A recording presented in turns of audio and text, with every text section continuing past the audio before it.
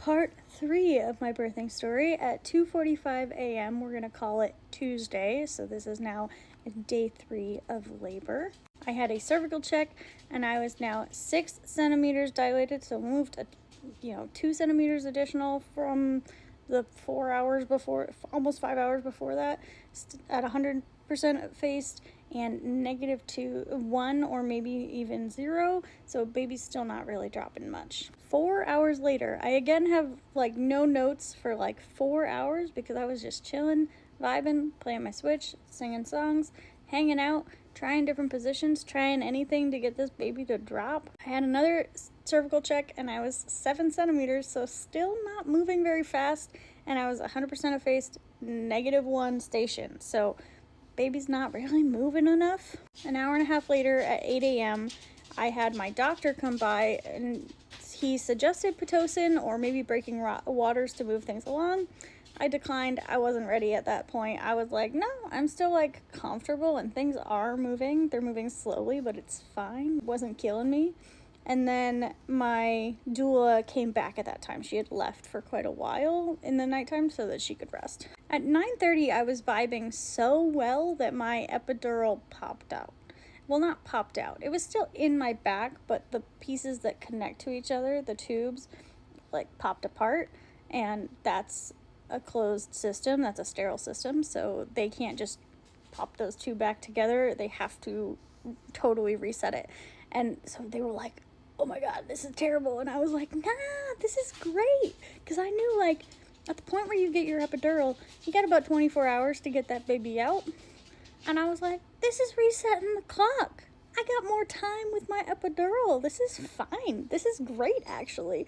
I'm good. And so I only felt one contraction between when my epidural popped out and when they got me a new epidural. So I wasn't upset. My new epidural was placed 30 minutes after it popped out, so really not a big deal. But it is fun to be like, I got 2 epidurals. At 2:30, I had a cervical check and I was 8 centimeters, 100% effaced, -1 or maybe 0.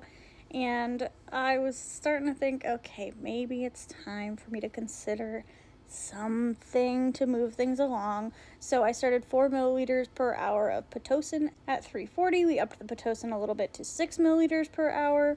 And then at 4:30, we moved to 8 milliliters per hour. At 5 p.m., we added some Zofran because throughout all of this, I had been completely unable to eat or drink anything. Reminder, I'm on day 3 of labor at this point, and I couldn't eat anything at all. They would offer me water and I would literally puke it up. So I had a lot of IV fluids coming in and keeping me stable for sure. She kept being like, just try to drink water. Just try to drink water. And I kept being like, okay, I'll try for you. I like you, Marie. I know you're trying to help me. But every single time I would puke and I would be so mad at her. And I wasn't mean to her, but I was like, I told you I can't do it. I just can't. I can't eat a dang thing. I can't drink a dang thing. My body says no. At 5 p.m., I had 2.5 milligrams of Nubian, something like that, because apparently I was itchy.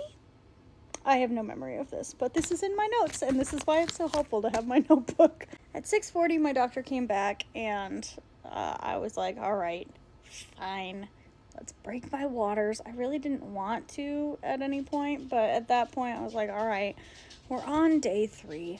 I've been admitted for over 24 hours, so I guess we can do that. And all of my decisions throughout where I was kind of going against my plan, my plan was always flexible. I was always, this is my ideal scenario, but it's okay if things change. And my doula was really wonderful about checking in with me regularly to be like, this is going against what you had said you wanted. Are you okay with that?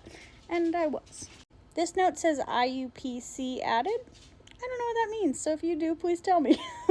And at 6:40, when he broke my waters, it became clear that there was some meconium in the waters. So that was pretty scary for me, and that seems like a good spot for me to stop, and we will go to part 4, which will be the last part, I promise. I guess unless I decide to do a postpartum preeclampsia part, in which case there will be more parts.